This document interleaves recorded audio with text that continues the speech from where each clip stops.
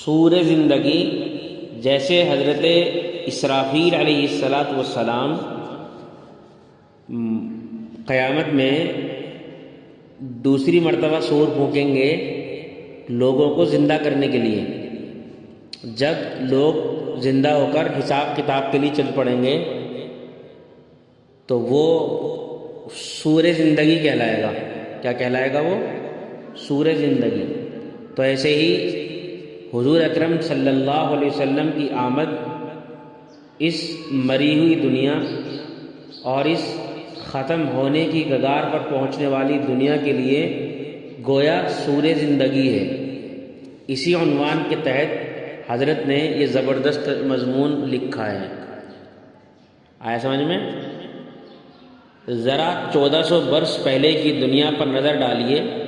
اونچی اونچی عمارتوں، سونے چاندی کے ڈھیروں اور زرق برق لباسوں کو چھوڑ دیجئے. اس زرق برق کا مطلب وہی چمکدار چمک اور بھڑکیلے لباس جو دور سے نظر آ جاتے ہیں. یہ تو آپ کو پرانی تصویروں کے مرقع اور مردہ عجائب خانے میں بھی نظر آ جائیں گے. یہ دیکھیے کہ انسانیت بھی کبھی جیتی جاگتی تھی. مشرق سے مغرب اور شمال سے جنوب تک پھر کر دیکھ لیجئے اور سانس روک کر آہٹ لیجئے. کہیں اس کی نبض چلتی ہوئی اور اس کا دل دھڑکتا ہوا معلوم ہوتا ہے؟ زندگی کے سمندر میں بڑی مچھلی چھوٹی مچھلی کو کھائے جا رہی تھی. انسانیت کے جنگل میں شیر اور چیتے، سور اور بھیڑیے بکریوں اور بھیڑوں کو کھا رہے تھے. بدی نیکی پر، رذالت شرافت پر، یعنی رذالت شرافت کی ضد ہے، کمینگی. رذالت کا ہم دوسرا ترجمہ کمینگی بھی کر سکتے ہیں. رذالت شرافت پر، خواہشات عقل پر، پیٹ کے تقاضے روح کے تقاضوں پر غالب آ چکے تھے. لیکن دیکھو، روح کا تقاضا جب سکون کا حاصل کرنا ہو تو انسان کو بھوک نہیں لگتی. گھر میں کوئی بیمار ہو تو بھوک مر جاتی ہے. کسی کا کوئی عزیز مر جائے تو کئی دن تک بھوک کا احساس نہیں ہوتا. سمجھ میں آئی نہیں بات؟ تو یہ روح کا تقاضا ہے. انسان کے دل کا خوش ہونا یہ روح کا تقاضا ہے. پریشانی کا نہ آنا یہ روح کا تقاضا ہے. لیکن انسانیت اتنی نیچے گر چکی تھی کہ روح کا تقاضا کوئی اہمیت نہیں رکھتا تھا. بس پیٹ ہی پیٹ کے پیچھے پڑے ہوئے تھے، خواہشات ہی خواہشات کے پیچھے پڑے ہوئے تھے. پیٹ کے تقاضے روح کے تقاضوں پر غالب آ چکے تھے. لیکن اس صورتحال کے خلاف اتنی لمبی چوڑی زمین پر کہیں احتجاج نہ تھا. یعنی اتنی بےہودگی اور کمینگی پھیلی ہوئی تھی، اس کے باوجود کوئی یہ کہنے والا نہیں تھا کہ بھئی یہ غلط ہے، اسے چھوڑو اور اچھی راہ اپناؤ. انسانیت کی چوڑی پیشانی پر غصے کی کوئی شکن نظر نہیں آتی تھی. ساری دنیا نیلام کی ایک منڈی بن چکی تھی. بادشاہ و وزیر، امیر و غریب، اس منڈی میں سب کے دام لگ رہے تھے اور سب کوڑیوں میں بک رہے تھے. کوئی ایسا نہ تھا جس کا جوہر انسانیت خریداروں کے حوصلے سے بلند ہو اور جو پکار کر کہے کہ یہ ساری فضا میری ایک اڑان کے لیے کافی نہیں، یہ ساری دنیا اور یہ پوری زندگی میرے حوصلے سے کم تھی، اس لیے ایک دوسری ابدی زندگی میرے لیے پیدا کی گئی. میں اس فانی زندگی اور اس محدود دنیا کی ایک چھوٹی سی کسر پر اپنی روح کو کیسے فروخت کر سکتا ہوں؟ قوموں اور ملکوں کے اور ان سے گزر کر قبیلوں اور برادریوں کے اور ان سے آگے بڑھ کر کنبوں اور گھرانوں کے چھوٹے سے چھوٹے گھروندے بن گئے تھے. یعنی ہر ایک اپنی دنیا میں مگن ہو گیا تھا. بالشتیوں کی طرح ان گھروندوں میں رہنے کے عادی بن چکے تھے. کسی کو ان میں تنگی اور گھٹن محسوس نہیں ہوتی تھی اور کسی کو اس سے زیادہ وسیع تر انسانیت کا تصور باقی نہیں رہا تھا. یعنی ہر ایک اپنی زندگی میں مگن، کسی کو کسی کے بارے میں کچھ سوچنے کا وقت ہی نہیں تھا. زندگی ساری سود و سودا اور مکر و فن میں گھر کر رہ گئی تھی. انسانیت ایک سرد لاشا تھا جس میں کہیں روح کی تپش، دل کا سوز اور عشق کی حرارت باقی نہیں رہی تھی. انسانیت کی سطح پر خضر و جنگل اگ آیا تھا. ہر طرف جھاڑیاں تھیں جن میں خونخوار درندے اور زہریلے کیڑے تھے، یا دلدلیں تھیں جن میں جسم سے لپٹ جانے والی اور خون چوسنے والی جونکیں تھیں. اس جنگل میں ہر طرح کا خوفناک جانور، ہر طرح کا شکاری پرندہ اور ان دلدلوں میں ہر قسم کی جونک پائی جاتی تھی، لیکن آدم زادوں کی اس بستی میں کوئی آدمی نظر نہیں آتا تھا۔ جو آدمی تھے وہ غاروں کے اندر، پہاڑوں کے اوپر اور خانقاہوں اور عبادت گاہوں کی خلوتوں میں چھپے ہوئے تھے اور اپنی خیر منا رہے تھے۔ یعنی جن لوگوں کو کچھ فکر تھی کہ بھئی یہ ماحول ایسا کیوں بن گیا، اسے سدھرنا چاہیے، تو وہ بھی اس ماحول کے سدھار سے مایوس ہو کر الگ الگ اپنی اپنی جگہوں میں، خلوتوں میں، تنہائیوں میں جگہ لے چکے تھے، اور وہ ان سب سے ہٹ کر اپنی زندگی میں وہ بھی اپنے طور پر مگن تھے۔ یعنی ان کی اصلاح سے وہ مایوس تھے کہ یہ تو سدھر نہیں سکتے، لہٰذا اپنے آپ کو بچاؤ۔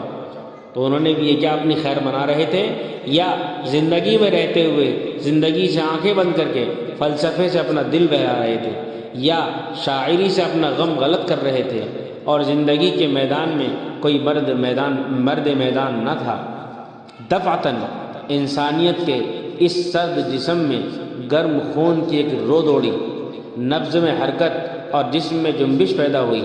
جن پرندوں نے اس کو مردہ سمجھ کر اس بے حس جسم کی ساکن سطح پر بسیرا کر رکھا تھا، ان کو اپنے گھر ہلتے ہوئے اور اپنے جسم لرزتے ہوئے محسوس ہوئے۔ قدیم سیرت نگار اس کو اپنی زبان خاص میں یوں بیان کرتے ہیں کہ کسریٰ شاہ ایران کے محل کے کنگرے گرے اور آتش پارس ایک دم بجھ گئی۔ زمانہ حال کا مورخ اس کو اس طرح بیان کرے گا کہ انسانیت کی اس اندرونی حرکت سے اس کی بیرونی سطح میں اضطراب پیدا ہوا۔ جب زمین کے نیچے پانی ہلتا ہے، سمندر میں نیچے پانی ہلتا ہے تو اوپر جو ہے پانی میں حرکت محسوس ہوتی ہے، اضطراب پیدا ہوا۔ اس کی اس ساکن و بے حرکت سطح پر جتنے کمزور اور بودے قلعے بنے ہوئے تھے، ان میں زلزلہ آیا۔ مکڑی کا ہر جالا ٹوٹتا اور تنکوں کا ہر گھونسلہ بگڑتا نظر آیا۔ زمین کی اندرونی حرکت سے اگر سنگین عمارتیں اور آہنی برج خزاں کے پتوں کی طرح جھڑ سکتے ہیں، تو پیغمبر کی آمد سے کسریٰ اور قیصر کے خود ساختہ نظاموں میں زلزلہ کیوں نہ پیدا ہوگا، تزلزل کیوں نہ ہوگا۔ زندگی کا یہ گرم خون جو انسانیت کے سرد جسم میں دوڑا، محمد رسول اللہ صلی اللہ علیہ وسلم کی بعثت کا واقعہ ہے، جو متمدن دنیا کے قلب مکہ معظمہ میں پیش آیا۔ یعنی جب زمین میں زلزلہ آنے سے اونچی عمارتیں ڈھہ سکتی ہیں، تو پھر ایسے رسول کی آمد سے قیصر و کسریٰ کے نظاموں میں زلزلہ کیوں نہ آ سکتا تھا۔ آپ کی آمد تو تھی ہی ایسی جو ہے دنیا کو خوش کرنے والی چیز اور باطل کو تباہ کرنے والی۔ آپ نے دنیا کو جو پیغام دیا، اس کے مختصر لفظ زندگی کی تمام وسعتوں پر حاوی ہیں۔ تاریخ گواہ ہے کہ انسانی زندگی کی جڑیں اور اس کے جھوٹے قصر زندگی کی بنیادیں کبھی اس زور سے نہیں ہلائی گئیں جیسی اس پیغام لا الہ الا اللہ محمد الرسول اللہ کے اعلان سے ہلائی گئی، اور دنیا کے کند ذہن پر کبھی ایسی چوٹ نہیں پڑی تھی جیسی ان لفظوں سے پڑی۔ تو وہ غصے سے تل ملا گیا، یعنی باطل اس زمانے کا غصے سے تل ملا گیا، اور اس نے جھنجھلا کر کہا اجعل الآلہۃ الہ واحدہ ان ھذا لشیء عجاب۔ کیا ان سب کو جن کی ہم پرستش کرتے تھے اور جن کے ہم بندے بنے ہوئے تھے، اڑا کر ایک ہی معبود مقصود بنا رکھا ہے؟ یہ تو بڑے اچنبے کی بات ہے۔ یعنی اس بات پر تعجب ہوتا تھا کہ ہم تو 360 بتوں کی پوجا کرتے آ رہے ہیں، اور اتنے سارے بتوں کو چھوڑ کر ہم ایک معبود کے پیچھے چلے جائیں، یہ تو بڑی اچنبے کی بات ہے۔ اس ذہن کے نمائندوں نے فیصلہ کیا کہ یہ ہمارے نظام زندگی کے خلاف ایک گہری اور منظم سازش ہے، اور ہم کو اس کا مقابلہ کرنا ہے۔ وانطلق الملأ منهم ان امشوا واصبروا على آلهتكم ان هذا لشيء يراد۔ ان کے سردار اور ذمہ دار ایک دوسرے کے پاس گئے کہ چلو اور اپنے معبودوں پر جمے رہو، یہ تو کوئی طے کی ہوئی بات معلوم ہوتی ہے۔ یہ نعرہ زندگی اور انسانیت کے پورے تصور پر ایک قاری ضرب تھی جو ذہن کے پورے سانچے اور زندگی کے پورے ڈھانچے کو متاثر کرتی تھی۔ اس کا مطلب تھا، جیسا کہ آج تک سمجھا جاتا رہا، یہ دنیا کوئی خودرو جنگل نہیں بلکہ یہ مالی کا لگایا ہوا آراستہ باغ ہے، اور انسان اس باغ کا سب سے اعلیٰ پھول ہے۔ یہ پھول جو ہزاروں بہاروں کا سرمایہ ہے، بے مقصد نہیں کہ مل دل کر رہ جائے۔ انسان کے جوہر انسانیت کی اس خالق کے سوا کوئی قیمت نہیں لگا سکتا۔ اس کے اندر وہ لامحدود طلب، وہ بلند ہمت، وہ بلند پرواز روح اور وہ مضطرب دل ہے وہ بلند پرواز روح اور وہ مضطرب دل ہے کہ ساری دنیا مل کر اس کی تسکین نہیں کر سکتی، اور یہ سست عناصر دنیا اس کے ساتھ نہیں چل سکتی۔ اس کے لیے غیر فانی زندگی اور ایک لامحدود دنیا درکار ہے۔ اس کے سامنے یہ زندگی ایک قطرہ اور یہ دنیا بازیچہ اطفال ہے۔ وہاں کی راحت کے سامنے یہاں کی راحت، اور وہاں کی تکلیف کے سامنے یہاں کی کوئی تکلیف حقیقت نہیں رکھتی۔ اس لیے انسان کا فطری تقاضا خدائے واحد کی عبادت، اس کی خود شناسی، رضائے الہی کی طلب اور اس کی زندگی اس کے لیے جد و جہد ہے۔ انسان کو کسی روح، کسی مخفی و فرضی طاقت، کسی درخت اور پتھر، کسی قسم کی دھات اور جمادات، کسی مال و دولت، کسی جاہ و عزت، کسی طاقت و قوت اور کسی روحانیت و عظمت کے سامنے بندوں کی طرح جھکنے اور سبزے کی طرح پامال ہونے کی ضرورت نہیں۔ وہ صرف ایک بلندی کے سامنے سب سے زیادہ پست اور سب پستیوں کے مقابلے میں سب سے زیادہ بلند ہے۔ وہ سارے عالم کا مخدوم اور ایک ذات کا خادم ہے۔ پوری دنیا اس کے قدموں میں گرے گی۔ کب؟ جب وہ ایک اللہ کے قدموں میں گرے گا۔ اس کے سامنے فرشتوں کو سجدہ کرا کر اور اس کو اللہ کے سوا ہر ایک کے سجدے سے منع کر کے ثابت کر دیا کہ کائنات کی طاقتیں جن کے فرشتے امین ہیں اس کے سامنے سرنگوں اور سر بسجود ہیں، اور اس کا سر اس کے جواب میں اللہ کے سامنے جھکا ہوا ہے۔ یعنی حضور اکرم صلی اللہ علیہ وسلم کی آمد نے ایسا انقلاب پیدا کیا اور یہی چیز آ کر سکھائی کہ ساری معبودوں سے اور ساری قوتوں سے اور ساری دنیا کی ہر چیز سے اپنے ذہن کو ہٹاؤ اور اس کو اپنا معبود نہ بناؤ، بلکہ ایک اللہ کے سامنے اپنی گردن جھکا لو اور باقی ساری طاقتیں تمہارے قدموں میں آ کر گر جائیں گی۔ اللہ اقبال نے کہا تھا نا کہ محمد سے وفا تو نے تو ہم تیرے ہیں، یہ جہاں چیز ہے کیا لوح و قلم تیرے ہیں۔ یعنی اگر اللہ کے رسول صلی اللہ علیہ وسلم کی لائی ہوئی شریعت کو اپنا لیا تو پھر کوئی تمہارے آگے نہیں ٹک سکتا۔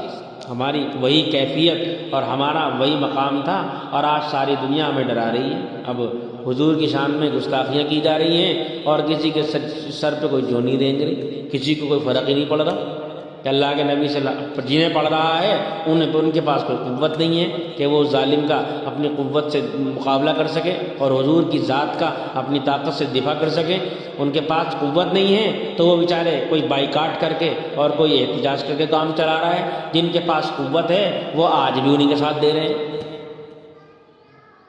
یعنی کل میں نے ایک صاحب سے بات کی سعودی میں کہ بھئی آپ کے یہاں احتجاج کی کیا شکل ہے، بائیکاٹ وغیرہ کی؟ وہ کہنے لگے یہاں تک جو پتہ ہی نہیں کچھ ہو بھی رہا ہے دنیا میں۔ میں نے کہا کیسی بے حسی ہے بھائی؟ سعودی عرب کے پاس اللہ نے مال کے اعتبار سے، قوت کے اعتبار سے اور مقام کے اعتبار سے، ہر اعتبار سے اسے اونچا رکھا ہے، لیکن سعودی عرب اس وقت پوری دنیا میں سب سے زیادہ گر گیا۔ جس کویت کے بارے میں ہم سنتے تھے کہ وہاں بہت زیادہ بے حیائی اور جو ہے عجیب حالات ہیں، سب سے پہلے اس ظالم کے خلاف آواز اٹھانے والا کویت ہے۔ سب سے پہلے بائیکاٹ اس ظالم کا فرانس کا، اس کویت نہیں کیا۔ اس پھر قطر، ترکی پیش ہے اور چیزوں میں بھی، اور جو ہے پڑوس کے ملکوں میں بھی، بنگلہ دیش میں بھی، اور سب جگہ احتجاجات ہو رہے ہیں۔ تو یہ جن کے پاس قوت ہے وہ کچھ کر نہیں رہے، جن کے پاس قوت نہیں ہے وہ اپنا جس طرح بھی دفاع کر سکتے ہیں کر ہی رہے ہیں۔ اور قوت کے حساب سے اللہ نے انسان کو مکلف بنایا ہے۔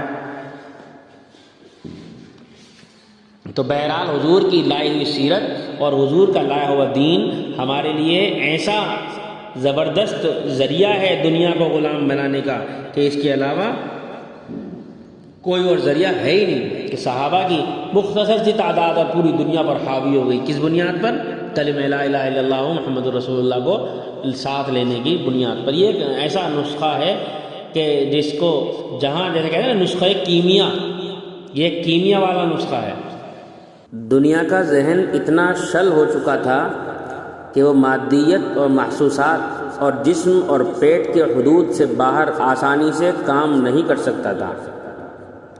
یعنی ذہن نے کام کرنا بند کر دیا تھا، اس سے اوپر کی سوچنا ہی بند کر دیا تھا۔ لوگوں کا ذہن اتنا اتھلا ہو چکا تھا کہ وہ کسی انسان سے متعلق گہرا اور بلند تصور قائم ہی نہیں کر سکتا تھا۔ انہوں نے کچھ پیمانے بنا رکھے تھے، ہر نئے شخص کو اس پیمانے سے ناپتے تھے، پیمانے بنا رکھے تھے، مطلب وہ والے پیمانے نہیں جو میٹر فٹ ناپنے کے ہوتے ہیں، بلکہ ایک پیمانہ متعین کر رکھا تھا انہوں نے، ایک معیار بنا رکھا تھا اپنے دماغ سے، پھر اسی پیمانے پر لوگوں کو ناپتے تھے، پرکھتے تھے۔ زندگی کی جو چھوٹی چھوٹی بلندیاں بن چکی تھیں، ہر بلند انسان کو انہی کے سامنے لا کر دیکھتے تھے۔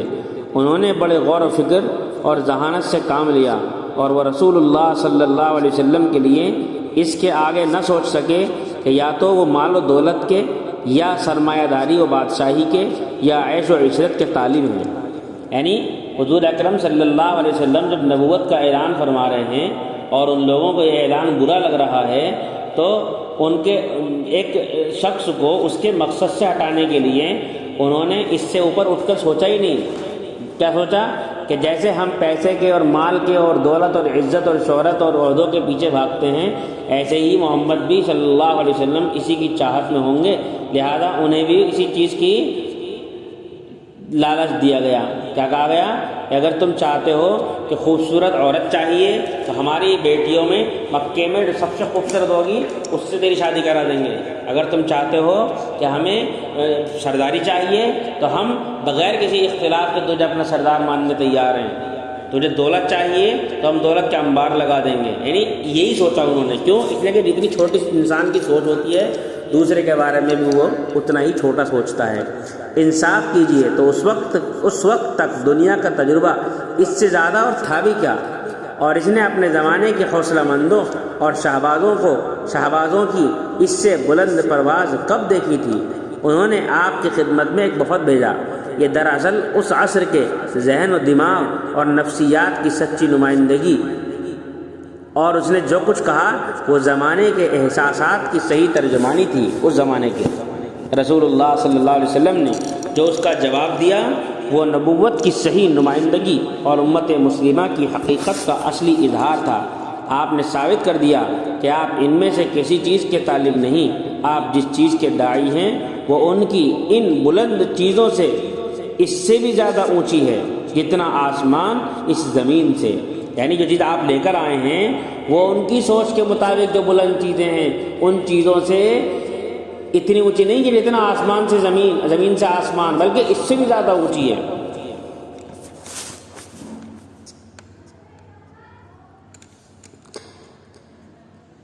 آپ اپنی ذاتی راحت اور ترقی کے لیے فکر مند نہیں بلکہ نوع انسانی کی نجات اور اس کی راحت کے لیے بے چین ہیں۔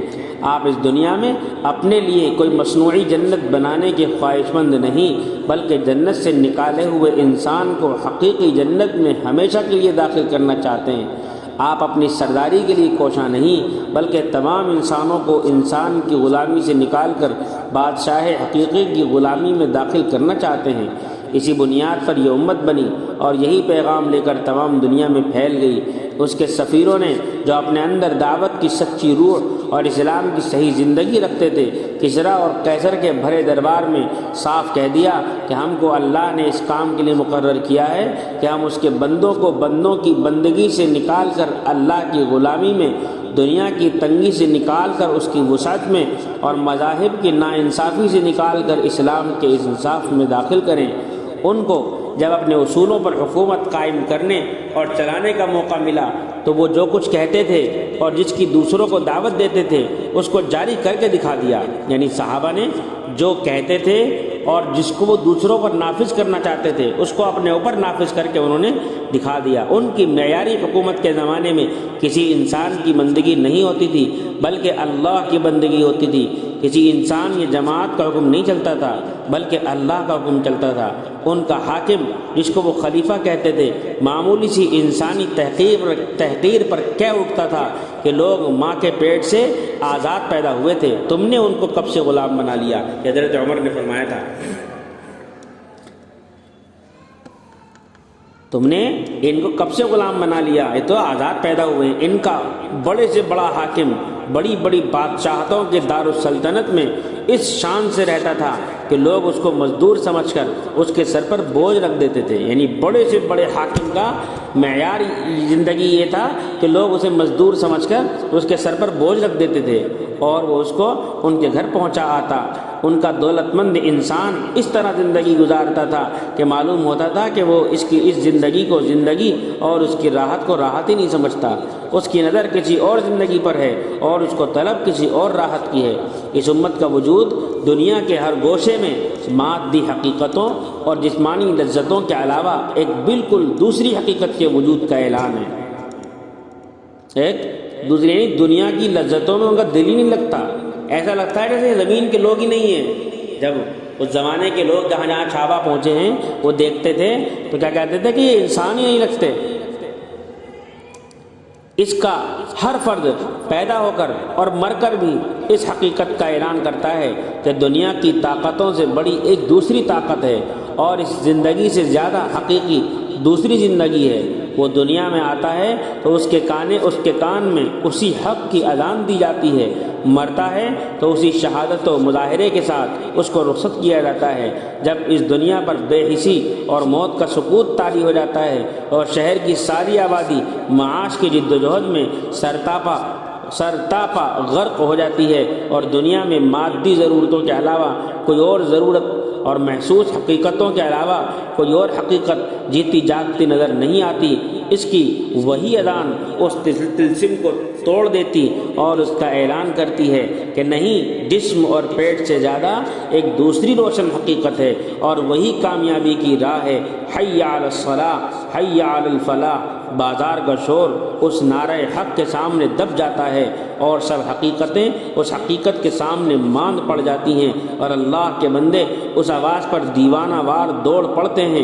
جب رات کو پورا شہر میٹھی نیند سوتا ہے اور یہ جیتی جاگتی دنیا ایک وسیع قبرستان ہوتی ہے، دفعتاً موت کی اس بستی میں زندگی کا چشمہ اس طرح ابلتا ہے جس طرح رات کی سیاہی میں صبح کی سفیدی نمودار ہو۔ الصلاۃ خیر من النوم سے اونگتی سوتی انسانیت کو تازگی اور زندگی کا نیا پیغام ملتا ہے۔ جب کسی طاقت و سلطنت کا کوئی فریب خوردہ یعنی دھوکے میں پڑا ہوا انا ربکم الاعلیٰ کہ میں تمہارا سب سے بڑا سب سے اونچا پروردگار ہوں اور ما لکم من الہ غیری میرے سوا تمہارا کوئی معبود نہیں کا نعرہ لگاتا ہے، جب کوئی طاقت اور سلطنت کا فریب خوردہ یہ نعرے لگاتا ہے انا ربکم الاعلیٰ اور ما لکم من الہ غیری، تو ایک غریب مؤذن اسی مملکت کی بلندیوں سے اللہ اکبر کہہ کر اس کے دعوی خدائی کا تمسخر اڑاتا ہے، یعنی مذاق اڑاتا ہے، اور اشہد ان لا الہ الا اللہ کہہ کر حقیقی بادشاہت کا اعلان کرتا ہے۔